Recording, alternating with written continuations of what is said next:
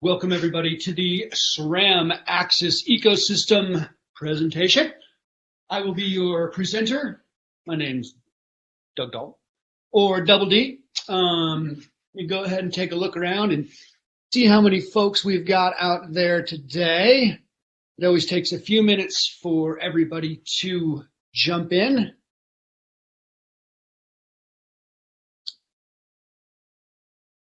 All right. Another strange part of this is that we'll be on a 30-second delay. So we've got Tyler jumping in, saying hello. Hello, Tyler. Thanks for being with us today.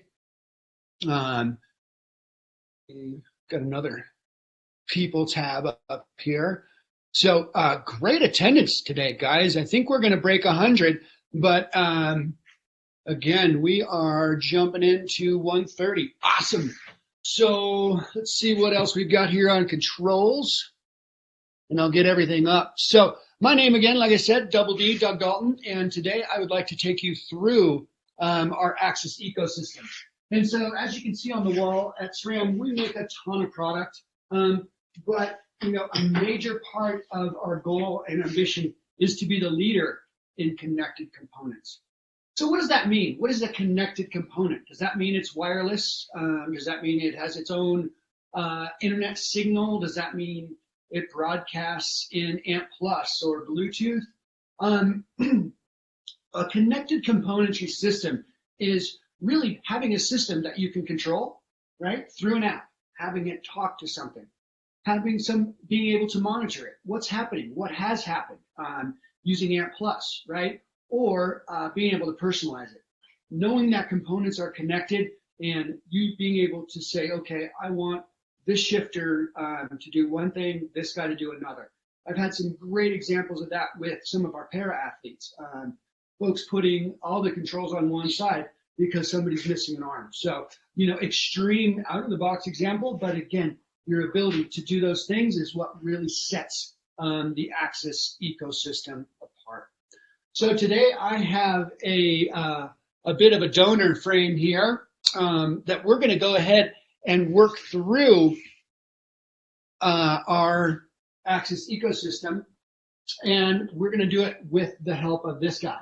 And so I've got some blips on here today right now, and we're just going to go ahead and kind of do a quick install of some of these parts, but more importantly, go over some of the features and benefits. And so I know there's a great chat box over here, and so I want to make sure that you guys are getting as much information as you can. Oh, we got San Francisco, people are checking in. As much information as we can, but more importantly, answer any questions that come up.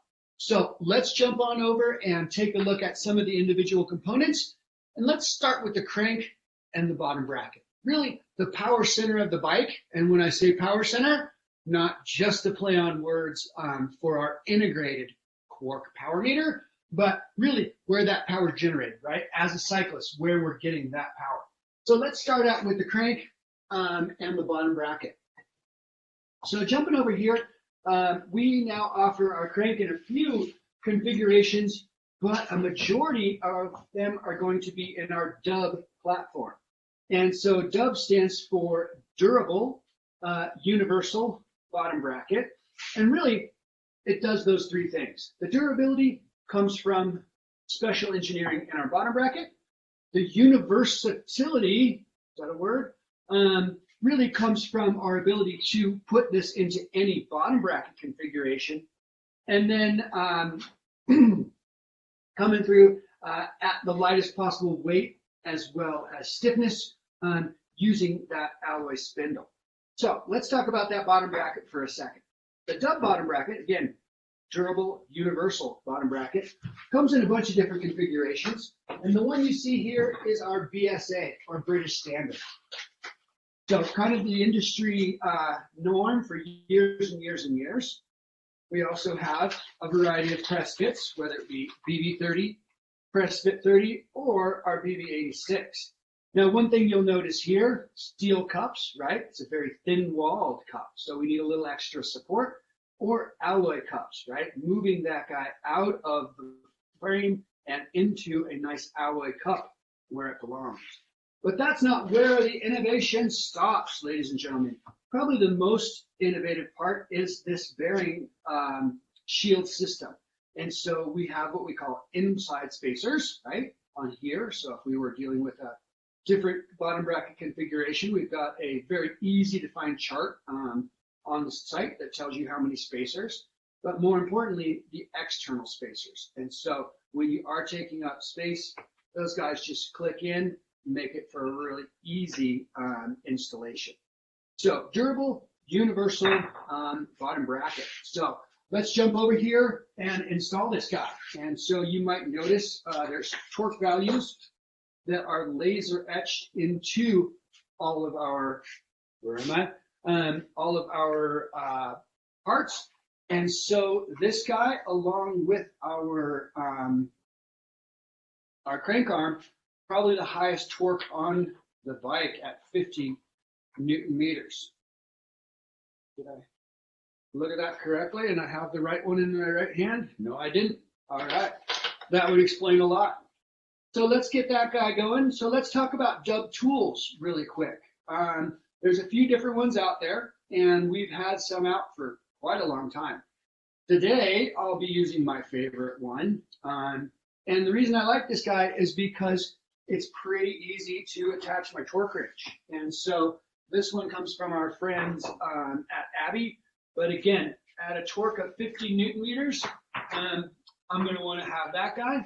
We also sell one at SRAM, again, with a broach so that we can get an accurate torque on that guy. So why would we want an accurate torque? Again, so that we don't get any creaks, any noises, any of those things coming off. So next, let's move over to, this one happens to be a power meter. And so again, all AXS product is power ready. And so what I mean by that is that we've moved from a 3-volt spider to an 8-volt spider. So it doesn't matter if you bought a Force or a Red or what have you, you can always upgrade to power, and it's an easy upgrade to make. So again, just a few volts. Let's talk about gearing really quick. If you'll notice, we offer now, I think, 5 different chainring combinations when it comes to a double. And we also offer, about, I don't know how many, chainring configurations when it comes to that single and that X-Sync 2. But in the double, you'll notice they're all 13 teeth apart. And what that allows us to do is not only optimize all of our shift ramps, but offer just, well, until the other day, 1 derailleur. And so we currently offer 2 derailleurs in our red axis, a red and a wide. And so we do offer a new smaller chainring set that is often used with gravel bikes, and so requiring not just a little bit more clearance for the chainrings over the chainstays, but also opening that up and having more clearance for the tire.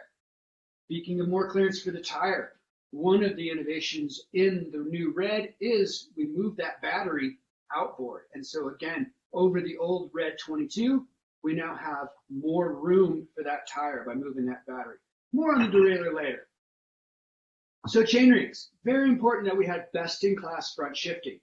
So if you do notice these chainrings, there's about 14 different tooth profiles. We have up ramps as well as down ramps, and these match up with our flat top chain. So important, depending on what chainrings you're using is going to depend on your chain. And so flat top chain with all of our double ring systems, and that really goes to the bigger roller diameter. And so a lot of differences in that chain. We'll get to those in a second.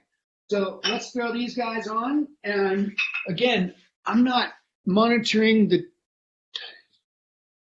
yes, all right. I'm not quite monitoring the chat as well as I could because I got like 20 other things going on.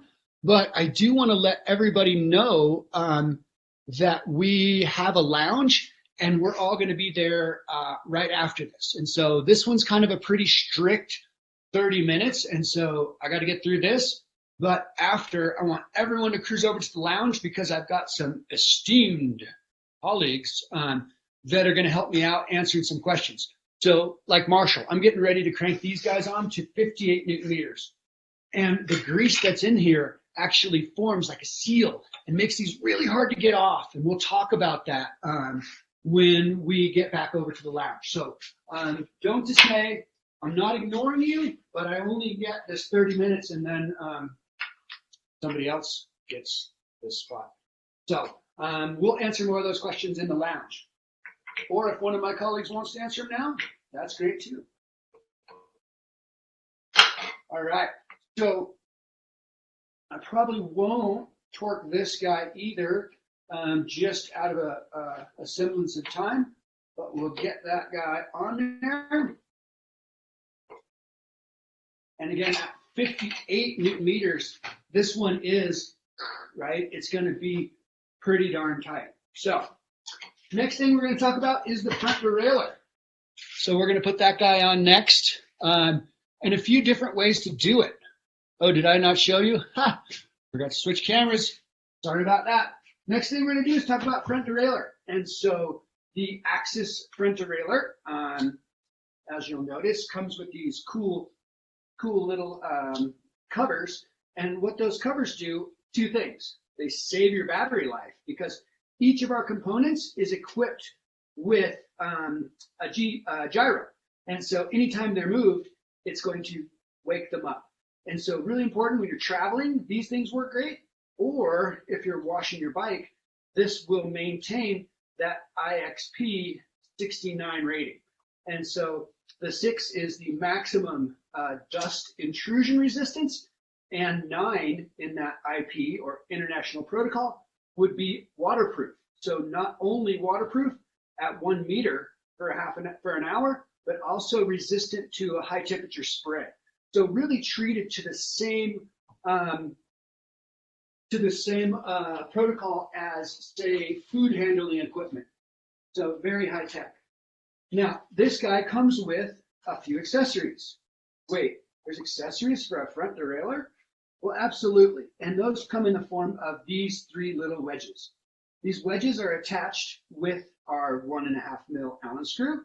And what this does is it'll give the derailleur more support when it's going through a shift. And so while we used to just use our thumb or we used to just use a paddle, now with those motors, we have a very strong derailleur.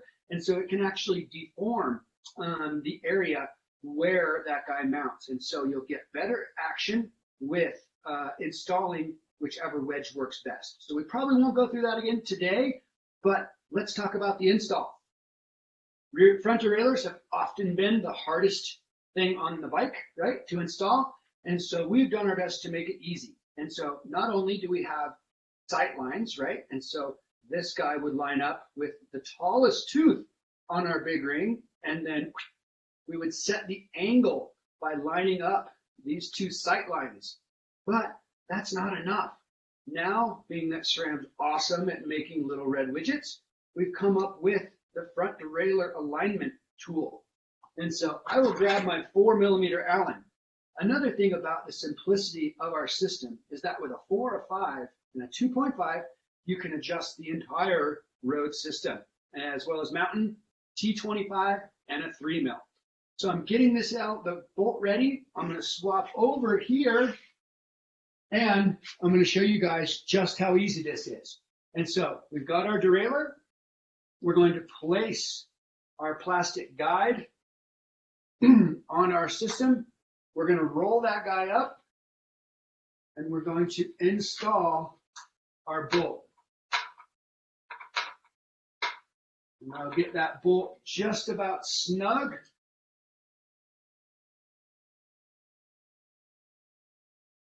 Maybe. Get that guy just about snug here. And again, this is the 50 tooth, and so it's all the way at the top of my braison. So we'll get that guy close to snug, again with a torque value of 5 Newton meters. I'll get that guy close to snug, a little more thread than I thought. And then I will just simply hold my crank arm put a little downward pressure to get everything in line, and I'm going to finish that guy off. And then by simply reversing my crank, that guy comes off. I can double check my alignment, double check my height, and that's all there is to it for front derailleur install.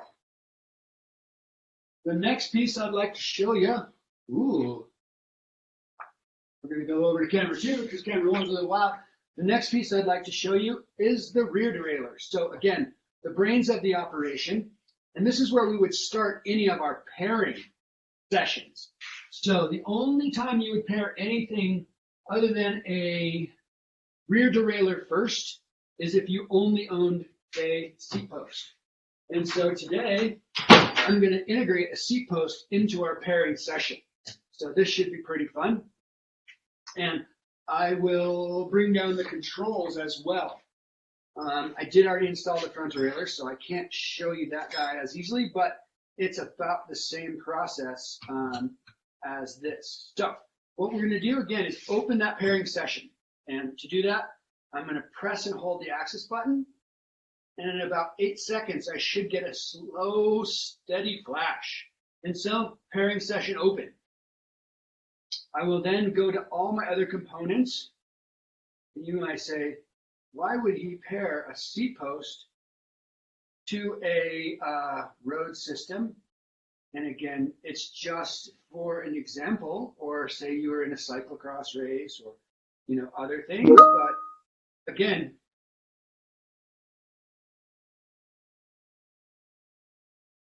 open up my pairing, get my last shifter here, and then finish it off with my front derailleur. And so hold that guy until he flashes. And then I'll just go ahead and close that pairing session. And so pretty easy to see here. If I give this guy a double click, we should have a front derailleur motion, and single clicks, we should get some derailleur action. So there we go. Nothing's happening with our seat post currently. And so later on when we get over to the lounge, we're actually going to have a pairing session with our seat post. A pairing session with our seat post. So hold tight for me on that one. So let's get that rear derailleur installed. And then we'll talk a little bit about batteries. So individual batteries. And what we have here with the individual batteries, which is nice, is that all your batteries for all of your components are interchangeable. And so whether you have the old red or the new red, they're all going to be interchangeable. So let's get that guy on, and then we'll move over, again, 5 Newton meters, we'll move over to cog set installation. So what I'm going to show you here on our cog set, a couple really important parts. Namely, that we are talking XDR. And so XDR, you might remember, came out about 5 years ago when 12-speed was still a thing of legend. But XDR really was including an extra 1.8 millimeters of space. And the reason we didn't need that on mountain or XD is because our mountain cogs have more room, right? So having that 50, we've got a nice dish cog, which can then follow those spokes. But when it comes to an 1128 or an 1130, or in this case, an 1133, I hope. Yep. 1033.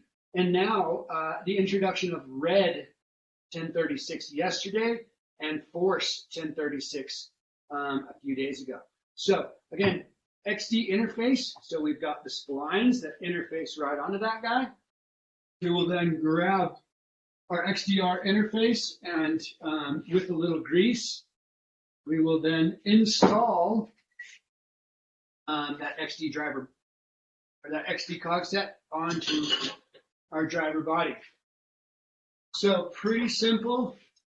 and how it's been done for years. We will go ahead and get that guy going. Sorry, I'm off camera here a little bit. So third highest torque on our bike is this guy at 40 Newton meters. Again, very important torque. There are a couple of tips and tricks to getting these guys off. And so when you join us later in the lounge, we can talk about a few of those.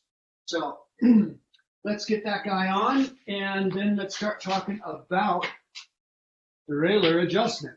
Don't forget your axle. Talk about derailleur adjustment. So that's a pretty easy one. We want to start by shifting into our highest gear. Sorry, we will start by shifting into our lowest gear. And so I usually do this with the blips that I've got in here, but I'm going to do a repair session really quick. That'll make it easier. So again, repairing, I'm going to open up this guy.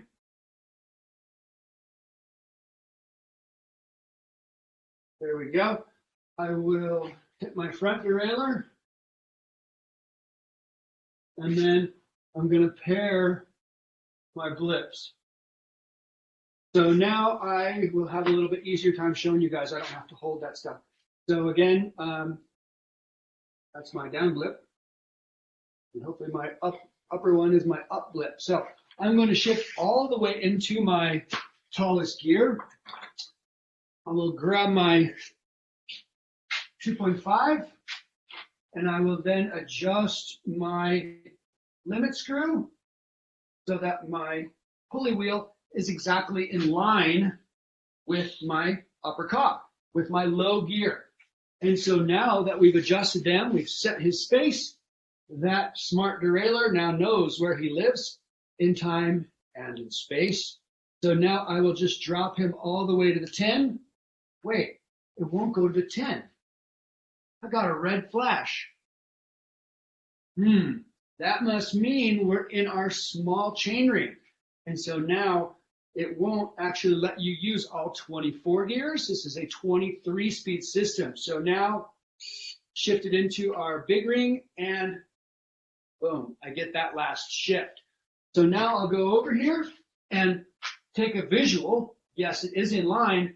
And then I will just go ahead and snug this guy down until I see it move right there. And I'm just going to leave it right there.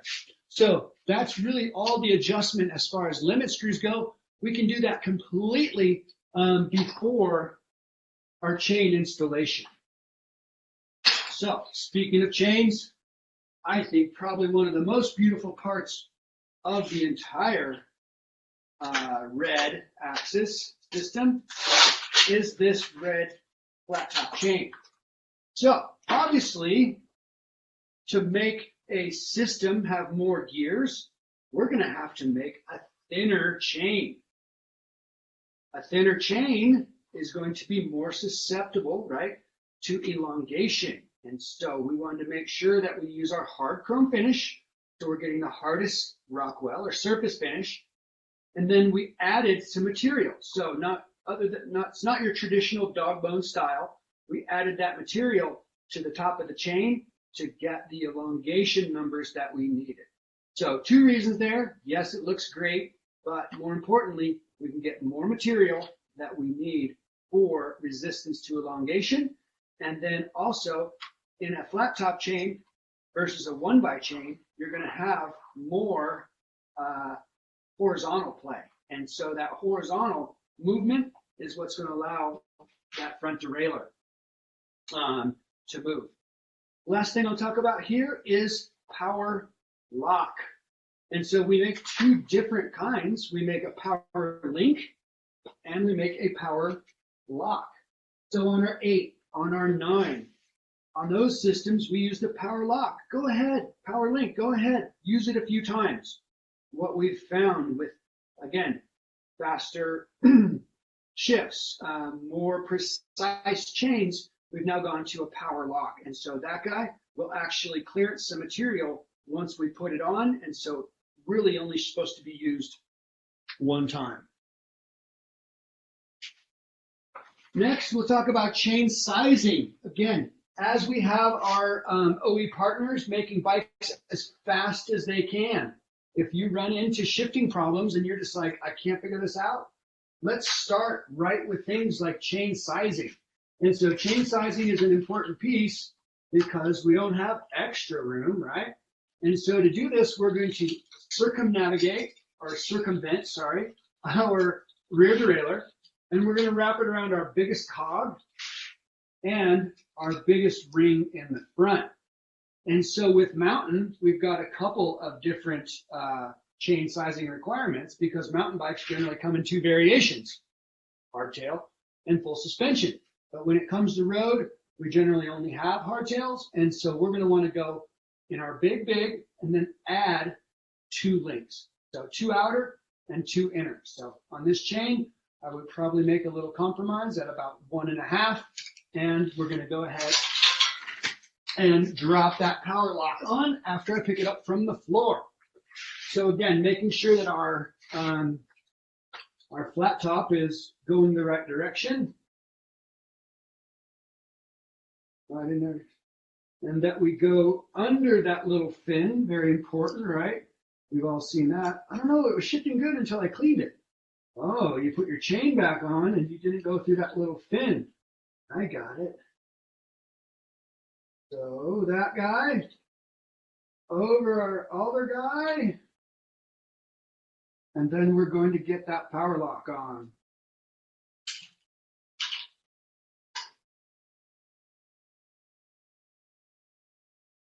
An easy way to do that, guys. Power lock, I like to install with a little bit of grease or a little bit of oil. Again, we are clearancing some material, and so we want to make sure that we've got some lubrication. Put that guy together, and then I think we're all pretty familiar with the SRAM way. We'll move that guy up to the top. Somewhere. Oh, went too far. And then, and then we'll give that crank a little smack, and we've got that guy installed.